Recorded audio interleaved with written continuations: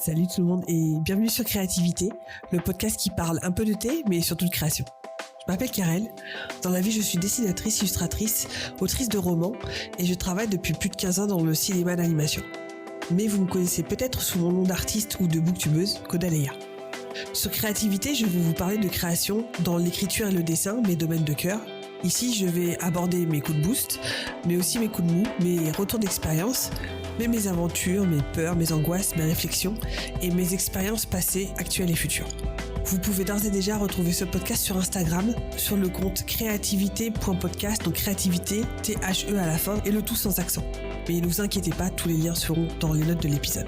En attendant, prenez une bonne boisson chaude et bonne écoute. Salut tout le monde et bienvenue dans ce nouvel épisode de podcast. J'espère que vous allez bien. Pour ma part, je m'excuse d'avance puisque je suis enrhumée. Je pense que ça risque de s'entendre. Vous étonnez pas, c'est normal. Ce nouvel épisode de podcast va être consacré au NaNoWriMo. Mais oui, nous sommes au mois de novembre et je vais vous parler du nano, de mon rapport au nano et du nano de cette année, en fait, de 2023. Mais avant, je vais vous parler du thé que je suis en train de boire. C'est un thé encore de chez Daman Frères. C'est un thé, d'ailleurs, qui m'a été recommandé, que j'ai goûté grâce à ma chère amie Salina. C'est un thé myrtille châtaigne qui est juste parfait pour l'automne, pour ce temps pourri qu'il y a dehors. Voilà, quand il y a des tempêtes comme on a en ce moment, et ben je peux vous dire que c'est parfait. Un petit thé comme ça, un plaid, une bouillotte, c'est juste parfait pour un week-end pluvieux. Mais maintenant, revenons à nos moutons, le NaNoWriMo. Alors, pour tous les écrivains qui sont un petit peu sur Internet, ou peut-être que vous ne savez pas ce que c'est possible, hein, c'est pas grave. Le NaNoWriMo a lieu tous les ans au mois de novembre. Et donc, NaNoWriMo, c'est je pense que c'est ça qu'on appelle l'acronyme. C'est-à-dire que c'est, une version abrégée, donc des mots National Novel Writing Month. Alors, il y en a qui disent NaNoWriMo, ça dépend. Ça, c'est vous qui voyez, un potato, comme on dit. Donc, qu'est-ce que c'est ? C'est un challenge d'écriture qui a lieu depuis extrêmement longtemps, en fait. Au début, ça avait commencé avec juste 10 personnes. Et au final, maintenant, il y a quasiment la Terre entière qui le fait. Donc, c'est un challenge d'écriture qui a lieu tous les ans au mois de novembre. Alors, en tout cas pour le grand nano, il y a aussi des ersatz, des bébés, des petits frères et petites sœurs du NaNoWriMo. Je vous en parlerai tout à l'heure. Mais donc, le but du jeu donc de ce NaNoWriMo, c'est d'écrire normalement un roman de 50 000 mots au mois de novembre, donc chaque année. Et le but, c'est donc d'écrire au moins 50 000 mots pendant ce mois-ci, ce qui veut dire qu'on doit écrire 1667 mots par jour. C'est un challenge d'écriture, comme je vous disais. Alors, c'est un challenge plutôt qui va viser la quantité de mots écrits plutôt que la qualité. C'est-à-dire que ce challenge a aussi pour but de faire taire ce petit éditeur interne qu'on a tous en se disant, en relisant en fait ce qu'on a écrit, et se dire ah c'est vraiment pas top, c'est vraiment nul ce que j'ai écrit. Non, c'est un challenge qui va viser à vous faire oublier cette petite voix-là, cette petite voix perfide, et de se dire c'est pas grave, c'est écrit, je m'en fous, j'avance et je ne m'arrête pas pour enlever ce que j'ai écrit la veille. Tant pis si c'est moche, tant pis si c'est nul, tant pis si c'est de la merde, j'avance. Là, le but, donc, c'est d'écrire ces 50 000 mots. Alors, ce qui est chouette pendant le NaNoWriMo, et ce que j'adore vraiment de manière générale, c'est vraiment l'émulation collective. Quand on se dit que... C'est un petit peu comme le Linktober, ça fait un peu le même effet. Quand on se dit qu'il y a des centaines, voire des milliers de personnes qui font le même challenge en même temps que vous, ça donne un boost énorme, et c'est souvent ce qui donne... cette petite impulsion en plus pour vous aider à trouver le temps pour vous mettre à vos écrits, ce temps que d'habitude vous n'arrivez pas à trouver. Alors ça a aussi ces effets pervers dont je parlerai aussi tout à l'heure, mais moi ce que j'aime, voilà, c'est ce petit coup de pied aux fesses, cette impression de faire partie d'un grand collectif qui se donne tous en même temps, donc dans la même optique et pour le même objectif. Alors c'est un challenge qui donc a lieu tous les ans, comme je vous disais. C'est un challenge aussi qui est, on va dire, à la fois solitaire et à la fois collectif.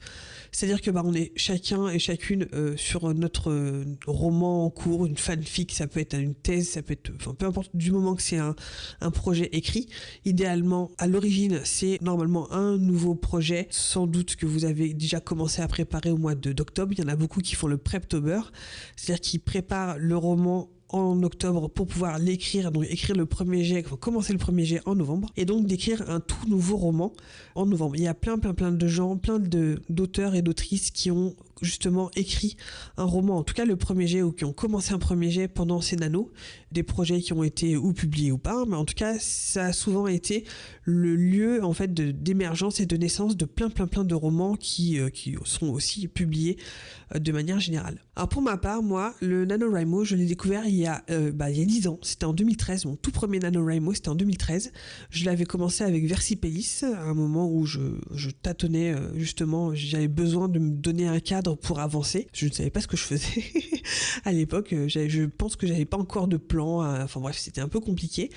Et c'est aussi à peu près au même moment, je crois, que je me suis acheté Scrivener, c'est aussi au même moment que j'ai commencé à m'entourer de gens qui écrivaient aussi, et c'est sans doute cette espèce de faisceau en fait de choses qui sont arrivées à peu près au même moment qui m'ont aidé à avancer dans mon écriture. Alors, pour la petite histoire, le NaNoWriMo, je ne l'ai réussi, donc en 10 ans que je le fais, je ne l'ai réussi qu'une seule fois.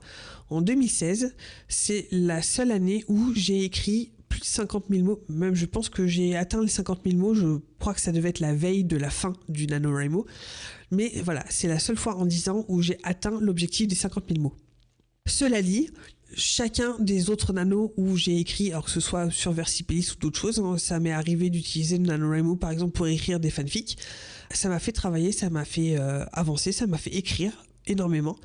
Ça a été aussi une des raisons pour lesquelles, petit à petit, j'ai réussi à trouver du temps pour moi, pour mon écriture, et du temps qui devenait en fait aussi important pour mon équilibre personnel que de me laver les dents en fait. Souvent on se dit mais j'ai pas le temps d'écrire, j'ai tant de choses à faire, etc.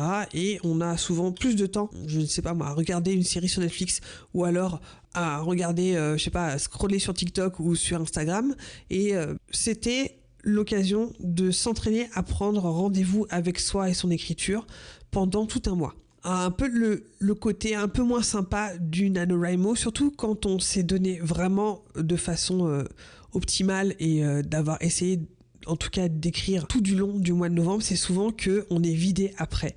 Il arrive souvent après un nano que on a tellement donné pendant ce mois-là que pendant quelques semaines, voire quelques mois, on n'est plus capable d'écrire quoi que ce soit. C'est aussi, comme je vous dis, c'est un peu le deuxième effet qui se coule, pas très cool justement du NaNoWriMo. Ça peut arriver, moi ça m'est déjà arrivé, ça m'est arrivé aussi souvent parce que j'enchaînais le Inktober et le NaNoWriMo, donc c'est un challenge de dessin plus un challenge d'écriture qui s'enchaîne. Ça me laissait sur les rotules littéralement. Donc voilà, faut aussi savoir prendre des pauses. Je sais qu'il y en a qui, par exemple, notamment pour l'Inktober, font un Inktober un peu light, par exemple, qui se gardent les week-ends où ils ne dessinent pas, par exemple, ça arrive. Chacun, en fait, aménage le Inktober pour comme il veut. Après, peut-être c'est un peu plus compliqué pour NaNoWriMo puisque en fait on se base sur le site du NaNoWriMo où vous inscrivez votre projet d'écriture et c'est là que vous rentrez tous les jours les mots que vous avez écrits et vous avez notamment un petit tableau où vous avez donc en fait tous les mots que vous avez écrits et voir si vous êtes un petit peu en dessous, un petit peu au-dessus des 1667 mots que vous devez faire tous les jours.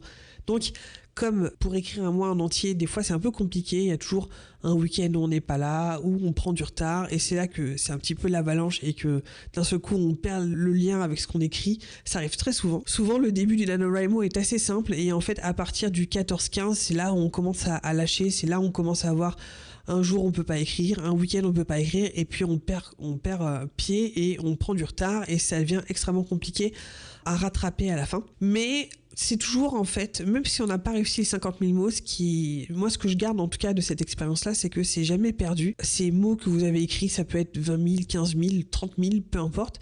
En fait, c'est des mots qui n'étaient pas là à la base, et donc vous avez avancé même si vous n'avez pas réussi l'objectif affiché, on va dire, du NaNoWriMo, c'est pas bien grave. Vous avez avancé, c'est ça le principal. Et en plus, vous avez justement, comme je vous disais, commencé à prendre peut-être de bonnes habitudes, en tout cas de meilleures habitudes, et à essayer d'incorporer l'écriture dans votre emploi du temps quotidien.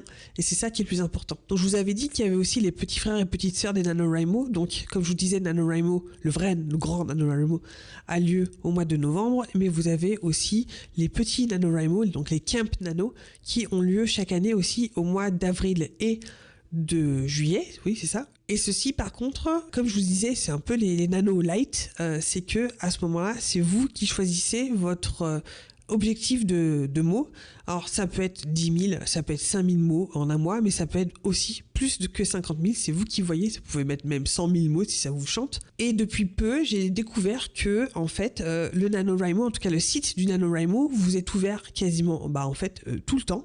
Si vous avez envie justement de vous lancer un challenge, de vous dire, ce mois-ci j'écris 40 000 mots, ce mois-ci j'écris 50 000 mots, qui ne soient pas du tout en lien avec le NaNoWriMo, vous pouvez faire votre projet d'écriture et vous donc profiter en fait du petit tableau de statistiques avec entrée les mots pour se voir avancer et avoir la satisfaction de voir qu'on avance. Ça vous pouvez le faire aussi en dehors des NaNoWriMo sur le site de nanowrimo.org. Alors jusqu'à présent, les NaNoWriMo donc que j'ai fait jusqu'ici, ça a souvent, quasiment toujours été des premiers jets. Cette année, la particularité de mon nano à moi, c'est que je suis en train de faire des corrections. Et qui dit correction dit, c'est un peu plus compliqué de comptabiliser les mots puisque ce ne sont pas exactement des mots que vous sortez de rien. C'est-à-dire qu'il y a des choses qu'on réécrit, il y a des phrases qu'on enlève, il y a des phrases qu'on rajoute, il y a des mots qu'on change, etc. Donc je trouve un peu plus difficile de comptabiliser ces mots dans ce cadre-là. Il y a quelques temps, d'ailleurs, je pense que c'était uniquement pour les Cap Nano, on pouvait justement mettre les objectifs, c'était pas forcément des mots, c'était des heures passées sur votre manuscrit, ça pouvait être des minutes, des jours, etc. Et ça, c'était peut-être un petit peu plus facile de gérer. Par exemple, ce mois-ci, je décide de passer, 15 heures sur mon manuscrit. Et comme ça, vous pouvez justement plus facilement caser des réécritures. Là, en l'occurrence, comme c'est pas possible puisque c'est un nombre de mots qu'il faut qu'on rentre, j'ai choisi en fait de rentrer le nombre de mots du chapitre que je corrige. Donc, c'est-à-dire que à chaque fois, j'essaie de faire un chapitre entier, voire 2. Et si le chapitre il fait 4000 mots, je rentre 4000 mots, même s'il a été changé, qu'il y a plus de mots, qu'il y a un petit peu moins de mots, qu'il y a des mots qui sont là, qui datent de mon premier jet. En tout cas, moi, c'est la façon que j'ai trouvée pour ne pas me prendre la tête à essayer de comptabiliser le nombre de mots exacts que j'ai rajouté là à cette correction. C'est un petit peu débile, je trouve. Et bon, c'est se prendre la tête pour rien. Et au moins, peut-être que je dépasserai les 50 000 mots, mais au moins, je vois que j'avance, je vois que je fais partie de cette émulation collective et créatrice dans ce moment. Et c'est comme ça que j'ai trouvé justement le moyen de participer. Alors dites-moi, vous aussi, est-ce que vous participez au NaNoWriMo? Est-ce que vous trouvez ça difficile? Je pense que c'est assez difficile pour tout le monde. Est-ce que vous l'avez réussi une fois, peut-être 2 fois, je ne sais pas. Est-ce qu'il vous a aidé à écrire, peut-être? Est-ce qu'il vous a aidé à démarrer un nouveau projet ou peut-être à finir un projet? Est-ce que vous écrivez des romans? Est-ce que vous écrivez des fanfics? Ça m'intéresserait de savoir, en tout cas. Et écoutez, n'hésitez pas à me laisser un petit commentaire sous l'épisode de ce podcast sur, par exemple, je ne sais pas moi, sur Patreon ou sur l'article qui accompagnera cet épisode-là sur mon site internet. Voilà, c'est la fin de cet épisode, j'espère que ça vous aura plu. Moi, je vous dis à très très vite dans un nouvel épisode. Je vous fais des bisous, prenez soin de vous et à la prochaine. Ciao ciao. Merci d'avoir écouté cet épisode. Si vous appréciez ce podcast, n'hésitez pas à laisser un commentaire sur mes réseaux ou 5 étoiles sur votre application de podcast préférée. Et si vous voulez engager une conversation, vous pouvez d'ores et déjà me trouver sur mes comptes personnels, Instagram, Twitter ou Twitch, sous le nom de Caudaléa, et sur le compte Instagram de ce podcast, Créativité, THE, ou tout sans accent, .podcast. Je vous dis à la semaine prochaine, et d'ici là, créez avec passion. Bye!